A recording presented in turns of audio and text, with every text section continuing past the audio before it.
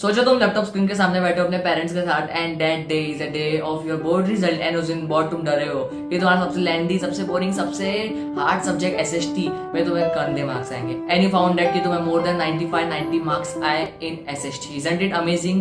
Hey everyone, I am Saksham. I scored 97% in class 10 and today I'll clear your all the doubts regarding notes कैसे बनाए, SST को revise कैसे करें, SST को पढ़े कैसे, subject wise strategy and I new I am the best person who can guide you for SST and ये तुम्हें वीडियो के एंड तक पता चल ही जाएगा. मेरा subject first that is your economics. Economics बहुत ईजी है. सबसे पहले तुम्हें एक वन शॉट लेक्चर देखना है, then you have to read NCERT once, thrice, twice, बहुत बार रीड करनी है. अगर तुम्हें उसमें समझ नहीं है फिर से एक बार वन शॉट लेक्चर देखना, बट तुम्हें समझ आ जाएगा. उसके बाद तुम्हें एक शॉर्ट नोट्स बनाने हैं बिसाइड योर टेक्स्ट बुक. जो स्पेस है, important lines, important keywords, important definitions like GDP की डेफिनेशंस, इंपॉर्टेंट टॉपिक्स है, इंपॉर्टेंट पॉइंट्स है लाइक मनरेगा, अंडरलाइन कर लो. उसके बाद उसको बार बार रीड करना है. Secondly in text book you will see many of the charts, many of the pie chart वगैरह in the text book and उसे तुम्हें मोस्टली कुछ कंट्रीज का याद रखने हैं like HDR report, human development report, या कौन से एचडीआर में रैंक करता है श्रीलंका वगैरह. कुछ कंपेरिजन याद करने पड़ेंगे. फ्लो चार्ट्स वगैरह एक बार रिमेंबर करके रखना, प्राइमरी, सेकेंडरी, टर्शियरी. इसके बारे में तुम पूरा एक बार फ्लो चार्ट वगैरह एकदम पूरे अच्छे से टेक्स्ट बुक के याद करने हैं बिकॉज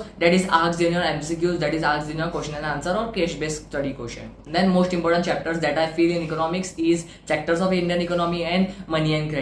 एंड फर्स्ट चैप्टर में तुम्हें आएंगे भी तो तुम्हारे forms of development like development differs from person to person, ऐसे 4-5 पॉइंट है. And develop, under developing and उसका जो कंपैरिजन है फर्स्ट चैप्टर में उसमें आ सकता है. And in economics you will see 5 mark का क्वेश्चंस मोस्टली तुम्हें सेक्टर्स ऑफ इंडियन इकोनॉमी से मिलेंगे. उसके साथ साथ तुम्हें एक इमेज बेस्ड एमसीक्यू मिलेंगे each. Now let come to second subject that is your civics. Civics बहुत थ्योरी है. सिविक्स में बहुत ज्यादा थ्योरी है, डेफिनेशंस है, बहुत सारे कीवर्ड्स है, बहुत कुछ है. एंड मैं बता दूं सिंपल, इसमें तुम्हें लर्न करना ही चाहूंगा. Mostly topper will say I don't learn, पर मैं भी खुद लर्न करके गया था. मेरे जो नोट्स थे उससे, ठीक है. सो सबसे पहले you have to see a one shot lecture in this. Then उसके बाद तुम्हें एनसीईआरटी पता है, इसमें बार बार रिवाइज करने हैं बिकॉज इसमें जो बहुत सारे कीवर्ड्स है बहुत हार्ड मिलेंगे तुम्हें लाइक सेक्युलरिज्म क्या है ये ना वो. Let me divide into chapter wise. Power sharing is most important chapter and here you have to do और focus on difference between Belgium, Sri Lanka, forms of power sharing. Then federalism. Federalism में तुम्हें forms of federalism करना है. उसके बाद बहुत सारे definitions मिलेंगे, यूनिटरी, फेडरल कंट्री एंड बहुत कुछ. Then third chapter gender, caste, religion. सबसे इंपॉर्टेंट टॉपिक है caste and the discrimination face by women in our country.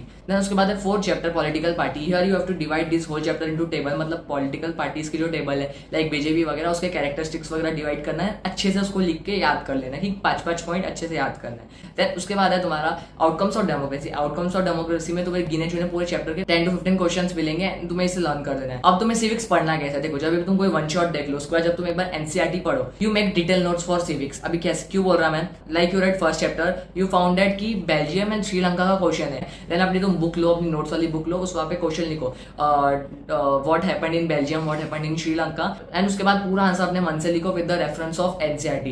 NCERT में देखना वो पॉइंट्स यहाँ पे लिख लेना. अभी ऐसे तुम्हें क्या होगा, पूरे चैप्टर्स के तुम्हें कम से कम 10-12 क्वेश्चन मिल जाएंगे, मोर देन 10 to 20 क्वेश्चन मिलेंगे एंड इसी में से तुम्हारा पूरा चैप्टर रहेगा. नाउ यू विल से is NCERT important in civics? Yes, NCERT important. अगर तुम्हें कुछ ऐसे नोट्स मिल रहे कि पूरा एनसीईआरटी उसमें कवर हो and you are comfortable with the notes, so don't read NCERT. But NCERT में क्या तुम्हें सिविक्स कैसे कोरन छुपे में से एमसीक्यूज मिलेंगे. Then you will say the paper was out of NCERT. So तुम्हें सिविक्स में क्या करना है, जितने भी तुम्हें इमेजेस मिले पूरे बुक में उसे एक बार उसका डीप मीनिंग एक बार उसके साइड में लिख लेना. अभी सिविक्स में बहुत इंपॉर्टेंट चीज है कि you have to read all the boxes, all the definitions. तुम्हें बाय हार्ट लर्न होनी चाहिए बिकॉज अगर तुम्हें आंसर नहीं आया so you can form your own answer within 5 to 6 pointers.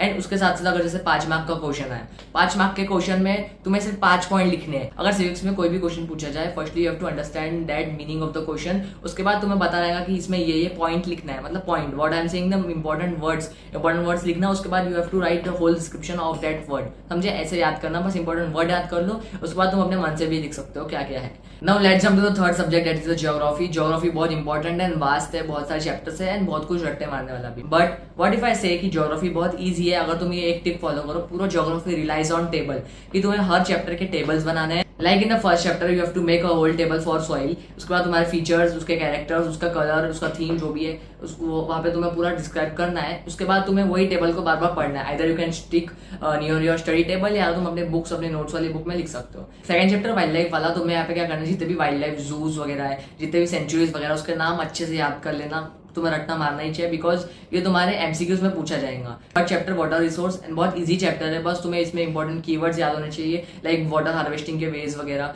Then 4th 5th 6th chapter तुम्हारा manufacturing industry, तुम्हारा agriculture and minerals and wild life resource, तीनों रटने वाले चैप्टर है। बट एक चीज बताओ, एग्रीकल्चर तुम पूरा चैप्टर ही टेबल पे बनाओ, टेबल पे लर्न करो। मैन्युफैक्चरिंग इंडस्ट्री में बहुत सारे तुम्हें नाम मिलेंगे, प्लेसेस के जगह वगैरह के नाम मिलेंगे, ये बहुत अच्छे से याद कर लेना, निमोनिक्स वगैरह बना के खुद से ट्राई करना बनाने का। देन उसके बाद तुम्हारा mineral and energy resources, mineral and energy resource में how coal was form, types of coal, how fuel was form, petroleum वगैरह, इसका एक बार विजुअलाइजेशन में अच्छे से याद कर लेना। नाउ यू विल से हाउ आई डिड ज्योग्राफी, मैंने ज्योग्राफी कैसे पढ़ा था। देखो जब भी मैं बस टाइम लेता था, मैं बस ज्योग्राफी बुक खोलता था, बार बार उसके 5th 4th जो भी रटने वाले चैप्टर उसको रीड करता था। रेदर देन लर्निंग मैं उसको बस रीड करता था, मुझे खुद ही लर्न हो गया था, समझे। तुम्हें यही करना है कि उसके जो टॉपिक्स है, इंपॉर्टेंट टॉपिक्स तुम्हें निकालना है, उसके सब पॉइंट्स वगैरह बनाने हैं, उसको याद करना है, बार बार एनसीईआरटी को रीड करना है, टाइम निकाल के आया तो you can prefer my notes given in the description.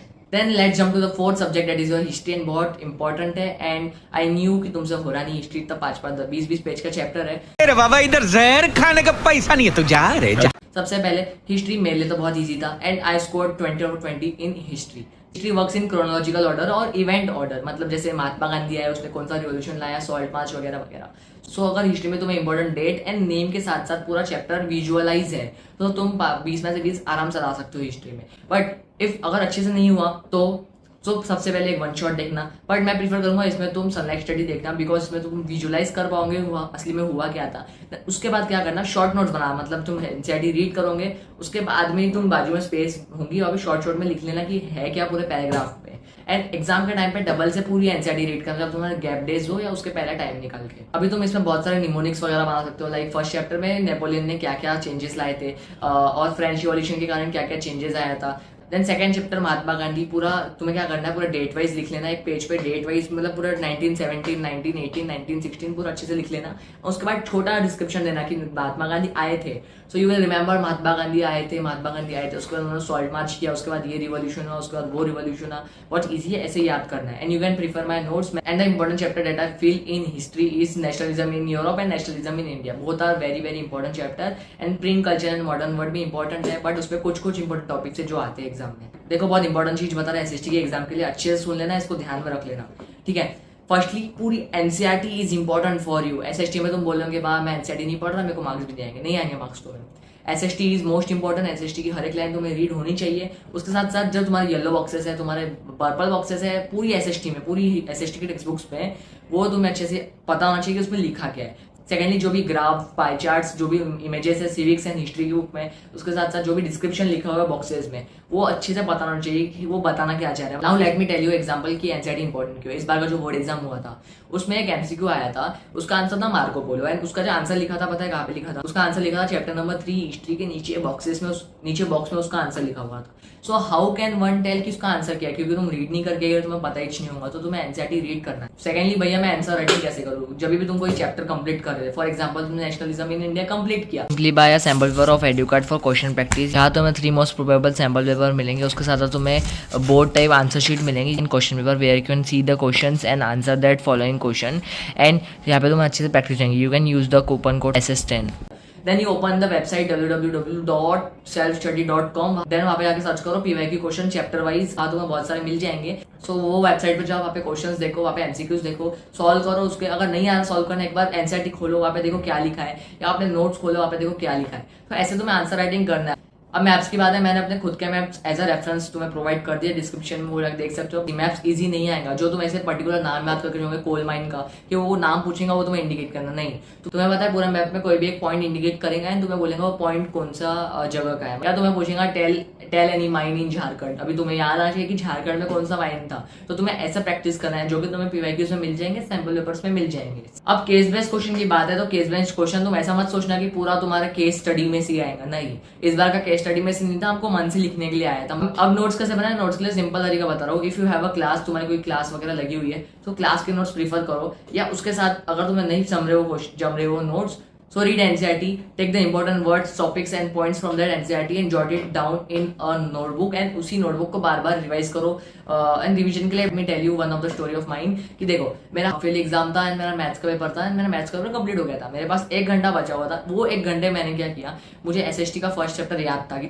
क्या था उसमें, वो 1 घंटे में मैंने नेक्स्ट पेपर मतलब SST था मेरा, वो 1 घंटे में बैठ के मैंने SST का ऐसे बस रिमेंबर करके पूरा चैप्टर याद कर लिया था, मतलब पूरा चैप्टर मैंने रिवाइज कर लिया था, बस आंखें बंद कर लिया था। मैं पूरा चैप्टर रिमेम्बर कर रहा था कि ये डेट को क्या हुआ था, वो डेट को क्या हुआ था। सो हिस्ट्री में क्या करो, डेट वाइज नोट्स बनाओ और you can make flow chart wise notes. Geography में डिटेल नोट्स बनाओ एंड सिविक्स में डिटेल नोट्स बनाओ। इकोनॉमिक्स तुम साइड में नोट्स बना सकते हो अपने टेक्स्ट बुक के। पर first out how to revise history बस विजुअलाइजेशन में याद करो, अपना फ्लो चार्ट बनाओ एंड डेट वाइज रिमेंबर करो। सेकेंडली था तुम्हारा सिलेबस कब तक कवर करो, try to cover your syllabus before prelims and मैं सिलेबस वाली वीडियो ऑलरेडी बना चुका हूँ। Thirdly minerals and energy resources को रिवाइज कैसे करें। मिनरल्स एंड एनर्जी रिसोर्स के लिए मैंने खुद फॉलो किया था कि मैं बार बार एनसीईआरटी रीड कर रहा था, मुझे एनसीईआरटी खुद ही रटता हुई थी। मतलब तुम एक काम करो, जो तुम्हारे पास नोट्स पड़े हैं तुम वो नोट्स को एक बार रीड करो एंड उसको एक बार बोलो अपने सामने। मतलब व्हाट इज रिटन योर, मतलब जो भी तुम्हारी डेफिनेशन है, what are minerals, mineral is an element वगैरह, जो तुम अपने सामने बोलो किसी को तो तुम्हें खुद ही याद हो जाएगा। सो और यू रिकॉर्ड योर सेल्फ, ये भी बहुत इंपॉर्टेंट अच्छी चीज है। और you teach anyone else. Now the fourth doubt was कि हम पेपर प्रेजेंटेशन कैसे करें। पेपर प्रेजेंटेशन वाली वीडियो में जल्दी डाल दूंगा, वहां पे देख लेना। And I believe in you, you can score more than 95 in SST. बस डरो मत and remember one thing, hard work never page of.